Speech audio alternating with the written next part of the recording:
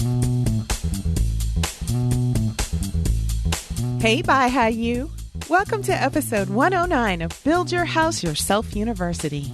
I'm your host and fellow student, Michelle Nelson, and together we'll learn the basics of home design and construction and demystify the building process so we can better understand our options and build quality dream homes with or without a general contractor. I've been wondering for a while now about the current trends and rules for crown molding, baseboards, and other types of interior trim and molding. In my internet research, I didn't find a lot of articles on the subject. There's some information defining the different types of trim, but not a lot of hard and fast rules to go by. In this week's episode, we'll go over a few rules that I did find.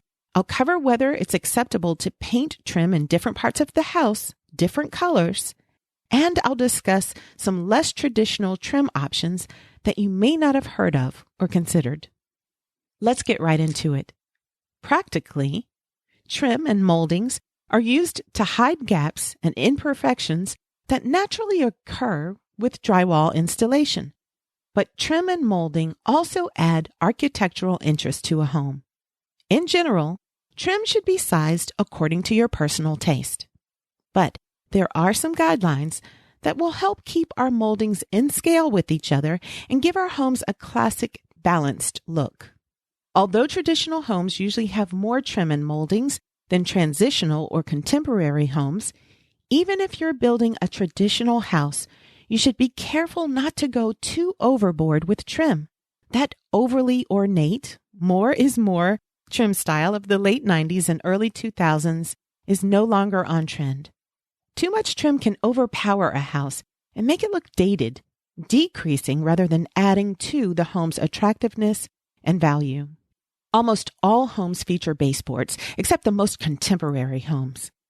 Many homes also have door and window casings, crown molding, and chair rail. Let's go over those basic terms. Casing. The casing is the molding that frames or outlines windows and doors.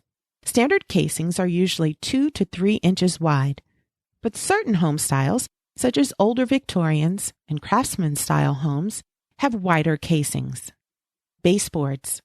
Baseboards run along the bottom of walls and serve as a transition piece between walls and floors. Baseboards protect the bottom of the walls from things like a wet mop or a vacuum cleaner. Typical baseboard moldings have a simple detail cut along the top of the edge.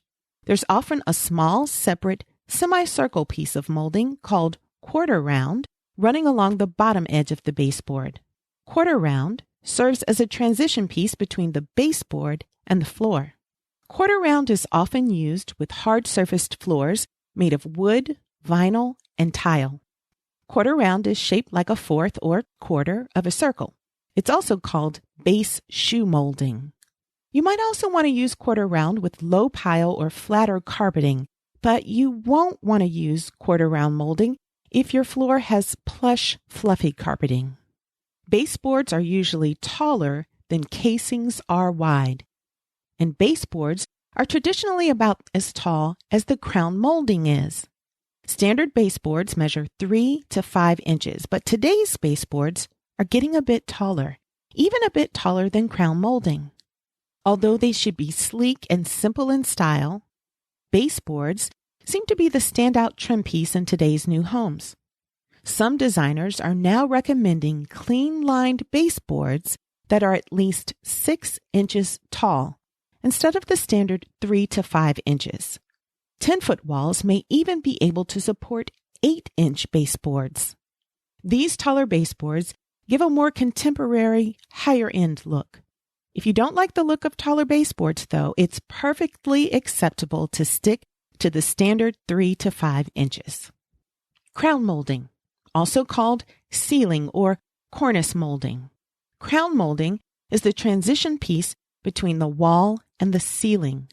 Crown molding is typically in proportion to the baseboard molding. For traditional homes, the rule of thumb is the taller the baseboard, the taller the crown. But as I stated a minute ago, newer, more transitional or contemporary homes may wish to combine taller baseboards with crown molding that's a couple of inches shorter. Standard crown molding, like standard baseboards, range from 3 to 5 inches. But taller walls, like 10-foot walls, can handle crown molding between 5 and 7 inches. Taller moldings can be created by combining several smaller moldings. This is usually a more economical way to get larger crown molding. But even with larger crown, be careful not to use pieces that are too ornate or intricate. Chair rail. Chair rail runs horizontally along the wall about the height of the top of a typical wooden chair. That's about 36 inches or 3 feet. Most chair rail is about half the size of crown molding in baseboards, usually ranging from 1.5 to 3 inches. Of course, there are even more types of trim and molding that you might want to include in your new house to add character, like wainscoting. Some people say wainscoting. Wainscoting is traditionally used at the bottom third of the wall, but it can go even higher for a more unique, dramatic look. There's also picture rail, which is higher than chair rail and is used to hang pictures from or sit pictures on. And you can add molding around ceiling details and art niches to make them look a little bit more traditional. You might also choose box molding or picture frame molding to add dimension to walls. Trim can obviously be painted or stained. Staining usually gives a more traditional feel, but I have seen examples of contemporary houses with stained trim. As far as painting trim, almost anything goes. Classic white or light trim with a slightly darker or significantly darker wall color will never go out of style. But painting trim a darker color with lighter walls is also being seen in new homes. Interestingly, many designers say it's acceptable to paint walls and the trim the exact same color. It's all a matter of your personal taste. Although many professionals say that they would stick to the same trim color throughout the entire house, some say trim can be painted different colors in different rooms of the house. They even say you can paint trim within the same room different colors. If you choose to do this, though, I would choose no more than 2 different trim colors. Otherwise, the room might start looking chaotic. Maybe the crown molding and baseboards are white and the window and door casings are gray. Bottom line is, be tasteful, but do what you like. Moving on to the different trim materials. Hardwoods, like oak and hickory, make the best trim if you want to stain your trim. Hardwoods resist warping and cracking and can be stained to a beautiful finish. It's usually best to apply the stain before installing the piece, and then to touch up the cut edges and apply the final finish coat. Poplar. Poplar is a hardwood trim material that can be stained, but it's usually painted. Pine. Pine is the most common trim material. Pine is a soft wood. Although it can be stained, it's usually painted. Pine is usually less expensive than hardwood and poplar trim, but pine is softer and can dent more easily. Now let's talk about paint grade trim. Paint grade trim is obviously meant to be painted rather than stained. For painting, you'll most likely choose pine or poplar, which we just talked about, or finger jointed pine, or medium density fiberboard, or MDF. Some types of paint grade trim come pre-primed, which is an advantage because you can probably get away with applying only 1 coat of paint rather than 2 or 3. So we've talked about pine and poplar. Let's go over the other 2 paint grade options. Finger jointed pine or finger jointed pine, also called finger jointed boards, and MDF. Finger jointed boards are manufactured by joining together short pieces of wood. Finger jointed wood is a common product used in higher end and mid-range projects where painted trim will be installed. The intent of finger jointing is to eliminate knots in the wood to yield a straighter board for less money than buying other wood trim. Some finger jointed boards, are better than others. Make sure you feel the joints to make sure they're perfectly smooth. If not, the joints may be visible after painting. Medium density fiberboard, or MDF. This is an economical option that can be used for decorative trim work such as wainscoting, fireplace mantles, and column wraps. Avoid MDF in high moisture areas such as window sills and in bathrooms and kitchens. You'll also want to avoid MDF baseboards in carpeted rooms because when you shampoo the carpet, the MDF will absorb moisture and swell, and then the paint will peel off of it. Now let's talk about the less traditional trim options. If you're building a transitional or contemporary house, you might decide against traditional crown molding and window and door casings.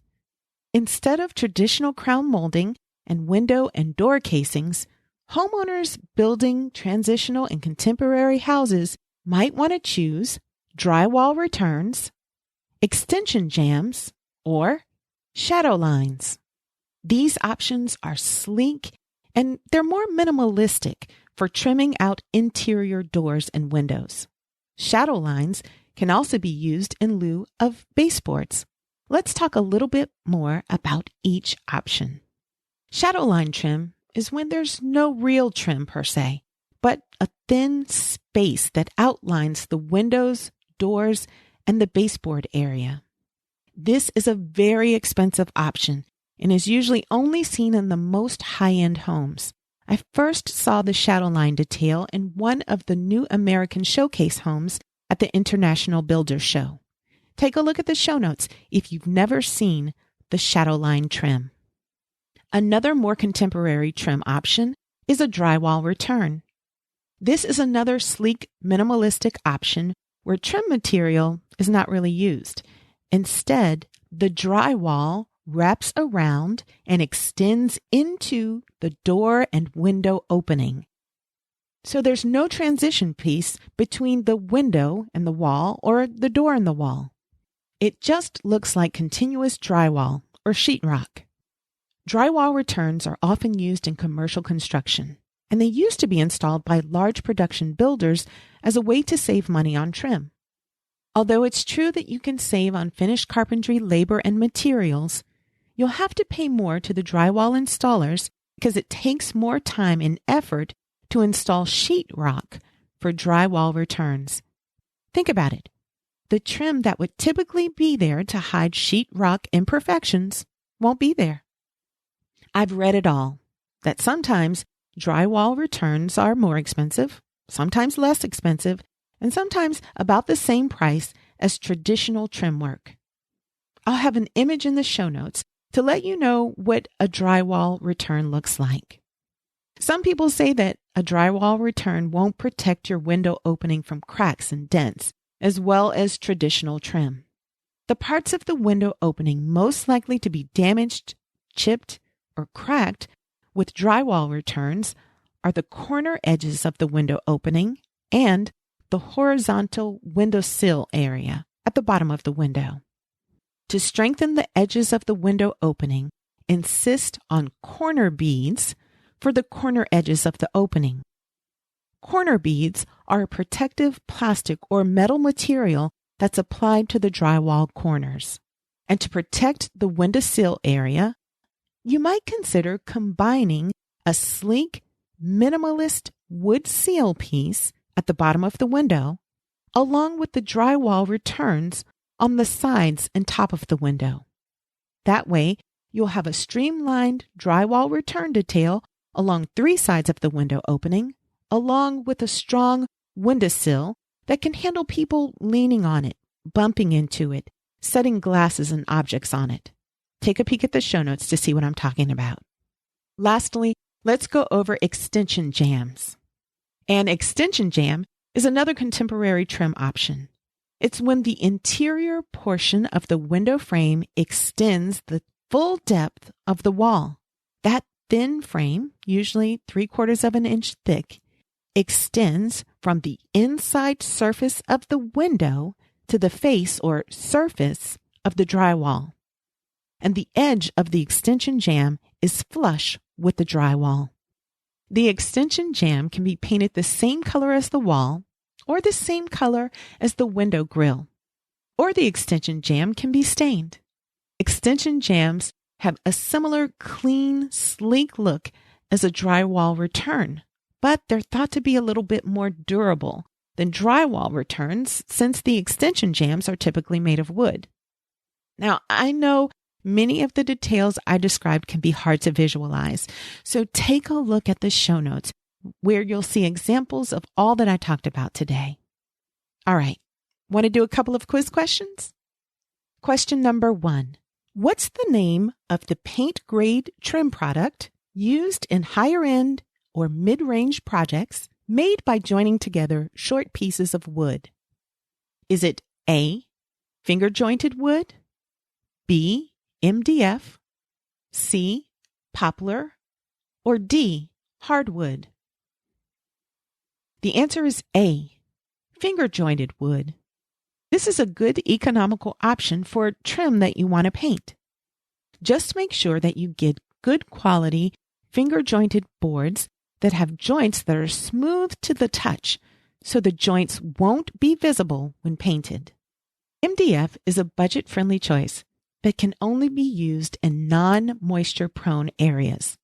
Poplar is also a good paint grade trim, but it's more expensive than finger jointed wood. And hardwood is the most expensive trim option and is most often chosen for trim that will be stained instead of painted. Question number 2. Compared to traditional trim work, drywall returns are A, more expensive, B, less expensive, C, the same price, or D, all of the above. The answer is D, all of the above. Although drywall returns save on carpentry materials and labor, you'll usually spend more for sheetrock installation since drywall returns take more time and effort than regular sheetrock installation. Depending on the demand in your area for drywall returns and the experience of your sheetrock contractors with that technique, your price for drywall returns might be more, less, or the same as traditional trim. If you haven't been there, I'd love for you to go to BYHYU's Facebook page and like the page. I'm hoping to get to 500 followers. Don't worry, I won't bombard you with posts, but I'll publish a couple of times a week with quick tips, wish list products, and beautiful pictures of new homes. To find us, just search Facebook for BYHYU, BYHYU. I'll also have a link in the show notes to the Facebook page. Well, that's all I have for you this week. I hope you learned as much as I did, and I hope you'll join me next week for another episode of Build Your House Yourself University. BYHYU.